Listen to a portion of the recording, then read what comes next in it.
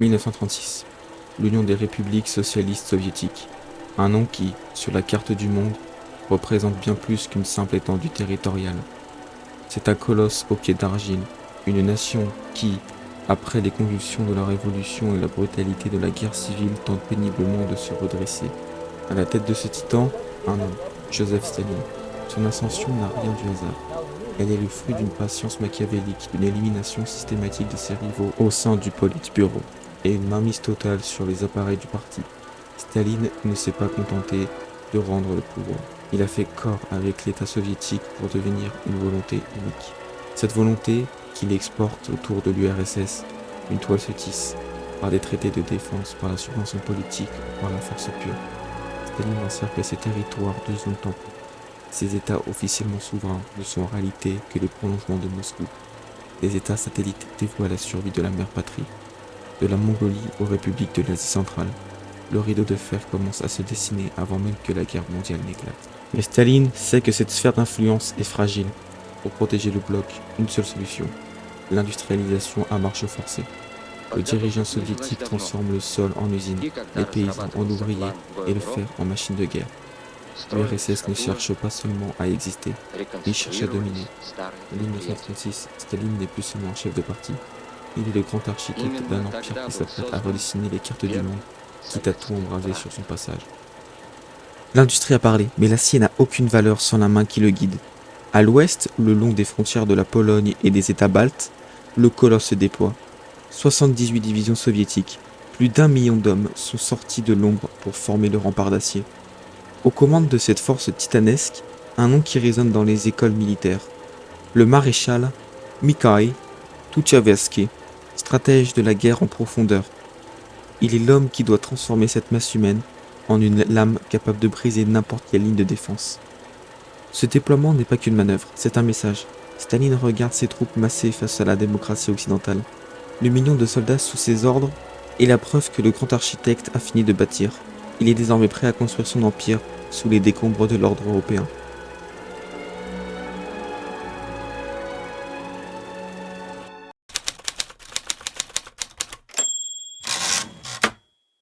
Février 1936.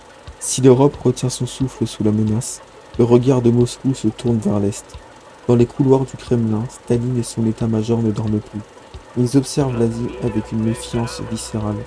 Là-bas, le soleil levant ne se lève plus sur le peuple, mais sur le fascisme, une idéologie impériale qui menace de submerger nos frontières orientales. Il ne s'agit plus de politique, mais de survie idéologique.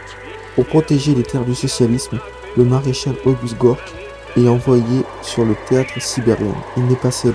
Il s'appuie sur la rigueur tactique de Boris Tchapochnikov.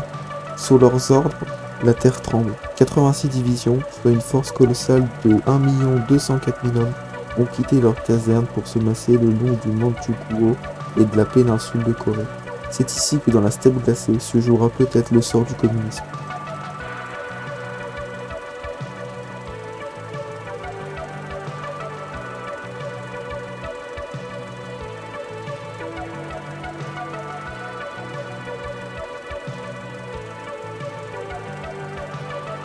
Mais 1 million d'hommes sans acier ni science ne sont que de la chair à canon. C'est pourquoi Nicolas Doukov a été nommé architecte en chef de nos projets terrestres. Sous la plume, le pays se transforme. La priorité est l'industrie. Avec l'industrie et les machines-outils de base, nous ne fabriquons pas seulement des pièces, nous standardisons la mort. Nous créons une chaîne de production capable de saturer le front en munitions. Avec l'industrie pétrolière, nous sécurisons l'or noir. Ce sont indispensables pour que nos blindés puissent traverser les plaines de Mandchourie sans jamais s'arrêter. Et grâce au génie technique et électronique, nous donnons à nos officiers les yeux et les oreilles qui leur manquaient, en améliorant la précision de nos transmissions sur le théâtre d'opérations isolé. En Sibérie, autrefois oubliée, devient le cœur battant de notre logistique. 4 nouvelles industries civiles surgissent du pergélisol. Plus encore, nous avons lancé le développement des structures routières. Là où il n'y avait que des chemins de terre impraticables, nous traçons des artères capables de supporter le poids de nos divisions blindées. Un mois plus tard, le travail de base est achevé, mais l'ambition ne s'arrête pas là. Doukov déploie désormais les calculateurs mécaniques. Ces machines qui permettent d'optimiser nos trajectoires de tir plaît à nos compagnies de logistique. Désormais, chaque balle, chaque ration, chaque litre de carburant sera acheminé avec une précision chirurgicale jusqu'aux soldats en première ligne. Nous ne sommes plus seulement une armée en marche, nous sommes une machine de précision, prêt à broyer le fascisme.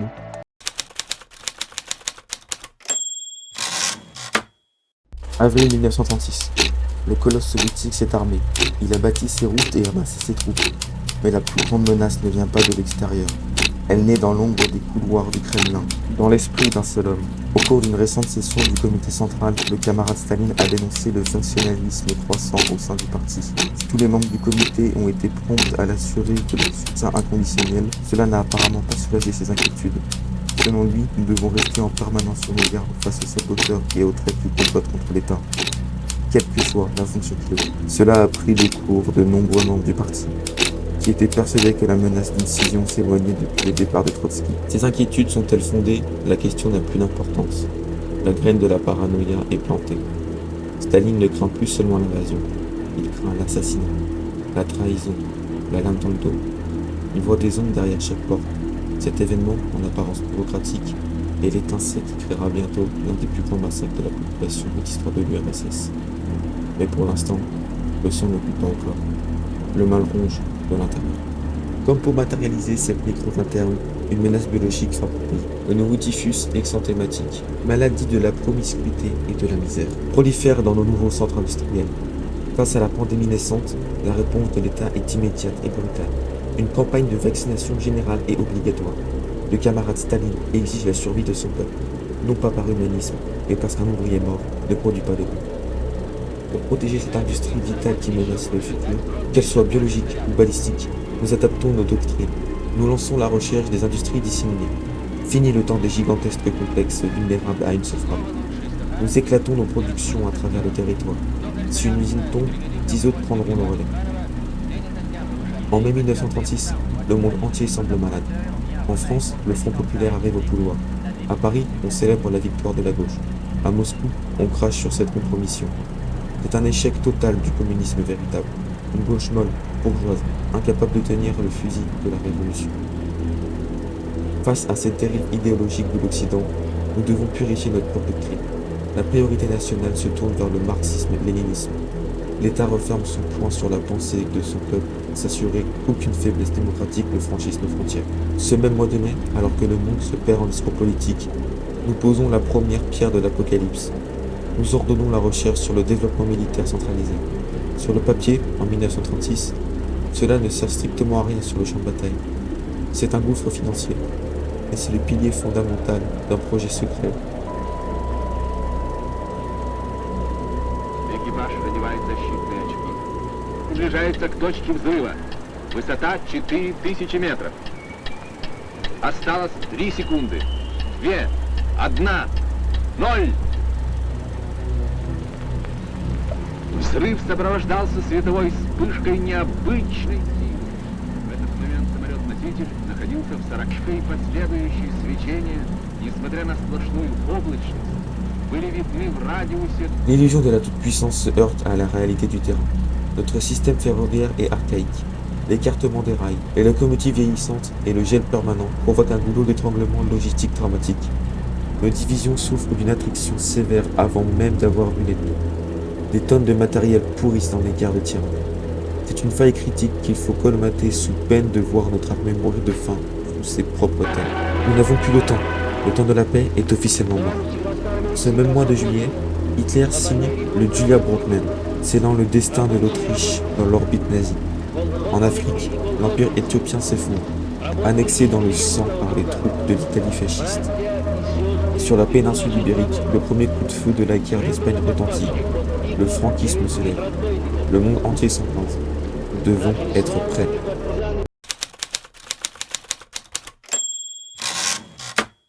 Août 1936. Le ciel au-dessus de Moscou est d'un bleu d'acier, et l'air est devenu irrespirable.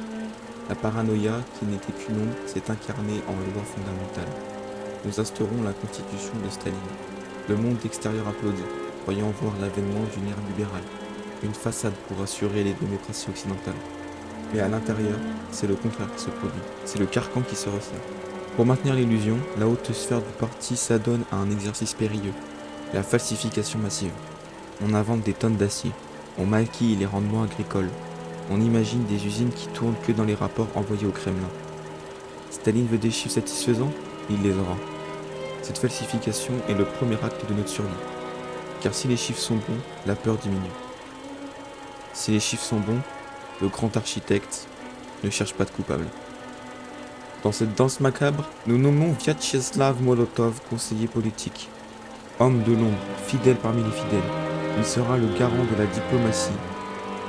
Il sera le garant que la diplomatie reste au service de la terreur. Mais on ne peut pas tromper l'histoire indéfiniment. Le rapport de l'enquête interne finit par atteindre les bureaux de Staline. La réalité est brutale.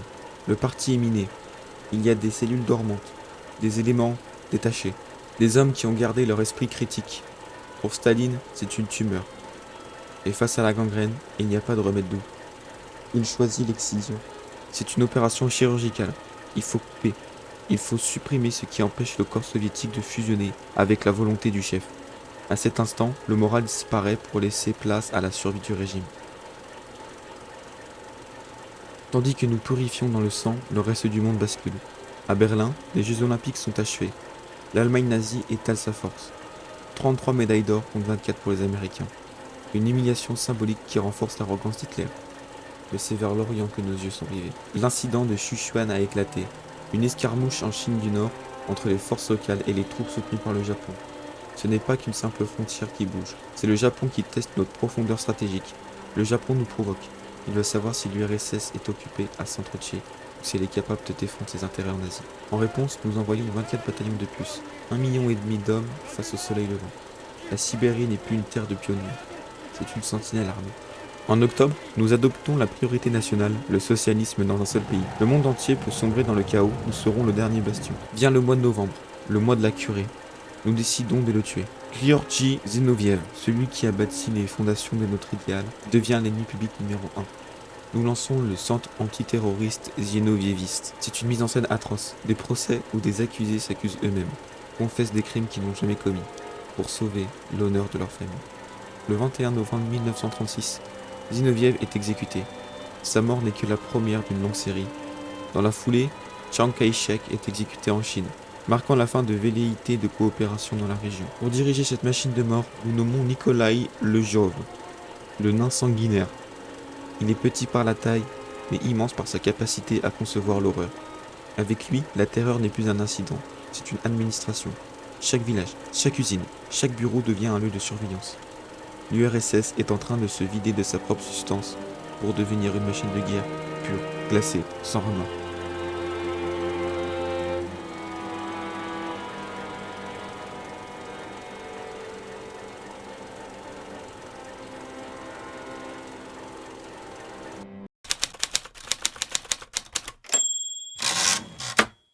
Septembre 1936, l'Asie est une poudrière.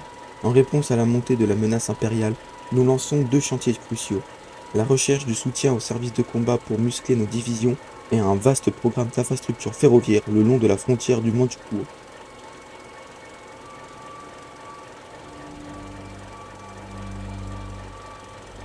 Puis l'élément que nous redoutions survient. Le déclenchement des purges de l'armée rouge. Le choc est brutal. Le second procès de Moscou s'ouvre, visant les traîtres du parti. Parallèlement, nous imposons la dictature du prolétariat.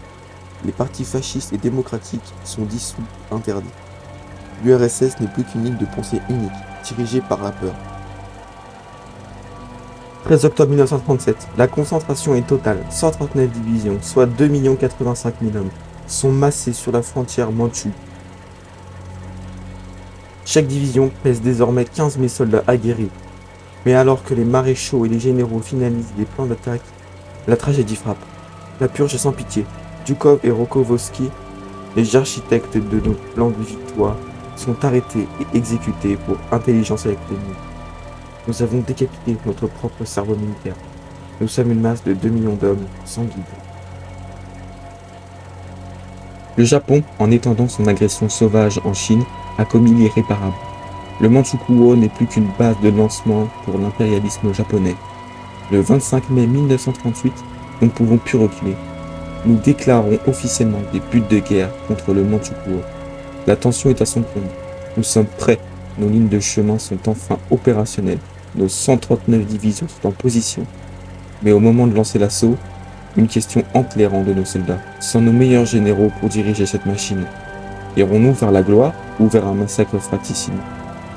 Le destin de l'Asie ne tient plus qu'à un fil.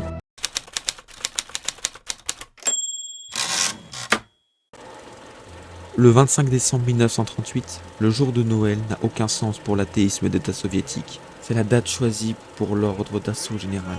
L'Union soviétique déclare officiellement la guerre au bloc impérialiste.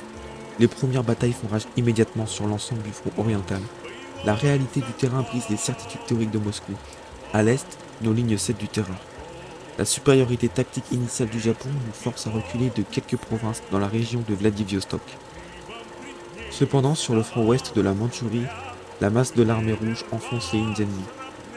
Nos troupes avancent à travers les plaines gelées.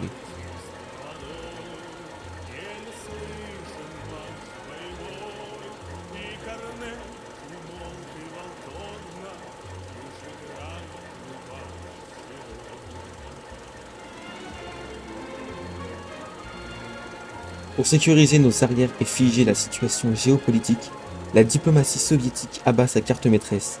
La République de Chine ainsi que l'intégralité des seigneurs de guerre locaux signent un pacte de non-agression historique avec l'URSS. L'ennemi de mon ennemi est mon allié temporaire. Le Japon est désormais isolé diplomatiquement sur le continent asiatique. Face aux premières difficultés au sol, Staline et l'état-major prennent une décision radicale. Vider les réserves stratégiques de l'arrière. La quasi-totalité de l'aviation de l'URSS est déplacée vers l'extrême-orient. Plus de 5000 avions, chasseurs de supériorité aérienne et bombardiers d'appui tactique s'élancent dans le ciel sibérien. L'objectif est double, obtenir la domination aérienne absolue et écraser les divisions japonaises sous un tapis de bombes via le soutien au sol. Au même moment, nos centres de recherche débloquent la production des armes légères de modèle M39. Ce gain technologique en puissance de feu change immédiatement la donne sur les lignes du front. L'armée rouge stoppe la retraite à l'est et reprend sa marche en avant, regagnant méthodiquement chaque kilomètre carré de terre perdue. Le 4 septembre, l'impensable se produit. Profitant de notre absence totale de contrôle maritime dans la mer du Japon, la marine impériale lance une invasion navale d'envergure directement sur les arrières de notre dispositif. Le lieu de l'assaut est critique, les régions fortifiées de Vladivostok. La réaction de Staline est immédiate et impulsive. Il ordonne le déploiement de l'intégralité des flottes soviétiques dans toutes les mers entourant le Japon. C'est un massacre. Nos navires obsolètes se font dominer et couler sur la quasi-totalité des théâtres maritimes. Une seule exception notable, la mer Jaune, où nos sous-marins et navires légers parviennent à arracher la domination locale. Les troupes de la première ligne étant fixées à des milliers de kilomètres au cœur de la Mandchourie, l'infanterie de marine japonaise progresse sans réelle difficulté et s'empare d'une partie de la province maritime. Pour colmater les brèches sans désorganiser le front principal, l'état-major crée deux nouvelles armées de réserve totalement distinctes, composées respectivement de 17 et 17 unités. À raison de 15 000 soldats par division, ce sont 510 000 hommes supplémentaires mobilisés en urgence. Le front mandchou est immense, étiré à l'extrême dans la province de Jilin, sous les températures glaciaires de moins 2 degrés en plein blizzard. C'est dans cet enfer blanc que le commandement japonais tente une manœuvre de diversion en lançant un second débarquement majeur. Le lieu exact de cette nouvelle attaque est l'île stratégique de Sakhalin, verrouillant l'accès à la mer Okhotsk. C'est ici que la deuxième unité de réserve entre en scène. La stratégie appliquée est d'une rigueur mathématique. Plutôt que de foncer tête baissée, nos forces manœuvrent couper définitivement l'accès des forces de débarquement japonais à leur port d'attache. Privées de tout point d'ancrage, les troupes ennemies voient leur jauge de ravitaillement tomber à zéro. Encerclées, affamées, sans munitions, elles subissent la doctrine de l'annihilation totale. Elles sont exécutées jusqu'au dernier homme pour la mère patrie. Au total, le Japon tentera 5 débarquements successifs sur nos côtes. Les 5 seront méthodiquement encerclés et liquidés par cette unique armée de réserve. Mais la guerre d'usure ne pardonne pas. Le 9 avril 1939, le désespoir frôle nos lignes en Mandchourie centrale. Dans les forêts d'État de la province de Jilin, un repli précipité laisse 13 de nos unités totalement encerclées par les forces Mandchoukuo et du Japon. Plus de 195 000 soldats soviétiques se retrouvent coupés du monde, pris au piège dans une poche fortifiée par l'ennemi. Les heures passent, les munitions s'épuisent. Les généraux de Moscou se posent la question fatidique. Comment les sauver alors qu'aucune armée de secours n'est disponible à moins de 2 semaines du front? Le salut viendra du sacrifice et du sens tactique du commandement de terrain. Repérant un déficit critique d'effectifs dans les lignes d'encerclement japonais sur le flanc mineur, les officiers ordonnent une contre-attaque désespérée. Une tentative de percée brutale, concentrée sur un seul point. L'infanterie charge à la baïonnette. La réussite est partielle mais miraculeuse. Sur 13 unités piégées, 9 d'entre elles parviennent à briser le cordon de sécurité et à rejoindre nos lignes. 4 divisions ont été entièrement détruites, leurs bannières brûlées. C'est à ce moment précis qu'un problème structurel majeur frappe l'Union soviétique. Notre industrie lourde s'enraye. La quantité de fusils fabriqués dans nos usines ne suffit plus à couvrir les pertes matérielles et à équilibrer les nouvelles unités en cours de formation. Le verdict des chiffres est sans appel. L'URSS perd désormais plus d'hommes et de matériel qu'elle n'est capable d'en produire. À court terme, les réserves stratégiques permettent de masquer la crise. À long terme, c'est une trajectoire directe vers la banqueroute militaire et l'effondrement des salles. Coincé dans une guerre d'usure industrielle à l'Est, Staline doit impérativement sécuriser sa frontière occidentale. Le 29 juillet 1939, l'événement géopolitique de la décennie se produit. La signature du traité Molotov-Ribbentrop avec l'Allemagne nazie. À Berlin, le Troisième Reich est déjà en guerre ouverte contre les alliés occidentaux. À Moscou, la pilule est amère. S'allier avec l'ennemi idéologique absolu est un choix que Staline n'accepte qu'à contre-cœur. Mais ce cynisme politique l'emporte pour la première fois. Sécuriser et annexer une large partie de la Pologne orientale pour éloigner la future ligne de front de Moscou.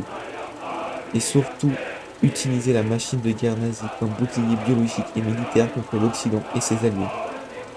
Le 30 octobre 1939, en application des protocoles secrets du pacte, les troupes soviétiques franchissent la frontière polonaise et occupent la Pologne orientale sans tirer un seul coup de feu, s'alignant sur la nouvelle frontière du Reich. Immédiatement après cette expansion, la paranoïa stalinienne se tourne vers la défense passive. Des budgets industriels pharaoniques sont débloqués pour lancer une politique de fortification intégrale à l'ouest. Les chantiers s'ouvrent simultanément.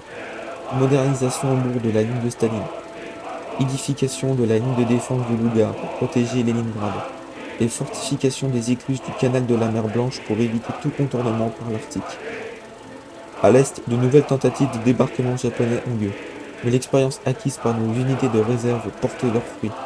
Chaque assaut est repoussé avec un taux de réussite de 100%. Le commandement décide alors d'étendre cette stratégie à l'ensemble du front mandchou. La construction de lignes de forts et de bunkers au niveau maximum est ordonnée sur le long de la frontière terrestre pour figer définitivement le conflit. Le 25 juillet 1940, la carte du monde a changé de visage. L'Europe de l'Ouest est tombée sous la botte de l'axe Berlin-Rome. La France est effondrée, laissant place à l'État français de Vichy, tandis que le Reich allemand s'étend de l'Atlantique jusqu'aux portes du Bug. L'Empire britannique vacille, retenant son souffle dans les colonies du Raj. L'Union soviétique se tient droite, colosse aux pieds d'argile, engagée dans un duel à mort avec l'Empire du Japon. Les combats continuent en Mandchourie, sous le feu de l'artillerie et derrière le béton de nos bunkers flambant neufs. L'armée rouge a survécu au débarquement, et maintenant ses positions au prix d'une crise industrielle sans précédent. Le premier chapitre de notre histoire s'achève ici. Sur ce statu quo sanglant, la suite de la guerre ne se jouera pas seulement avec le courage des hommes, mais dans le secret de nos usines de fusils. Un immense merci à ceux qui ont suivi cette fresque militaire jusqu'au bout.